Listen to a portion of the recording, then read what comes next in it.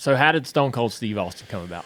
I'd already met with Vince McMahon 3 times, and I could see that they didn't have any interest in me as like a superstar. They were bringing me in as what we call in the business a mechanic, a guy who is very proficient in the ring and can have good matches with anybody. They were bring me in as a ringmaster, and I knew that there was no future in being the ringmaster. And so I was at the house in my log cabin, and I was having a couple.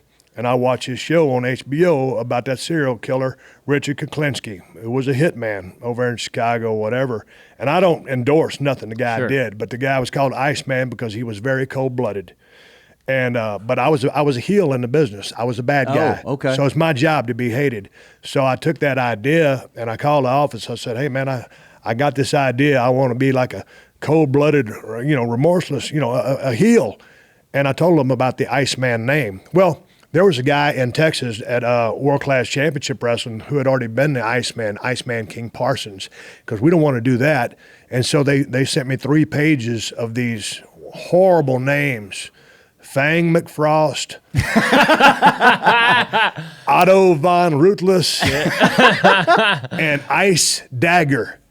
And I'm thinking, these guys are supposed to be creative geniuses, and this is the best they got. My wife at the time was from England, and they drink hot tea over there. So she brought me a cup of hot tea, and she goes, oh, don't worry about it. Just drink your tea before it gets stone cold.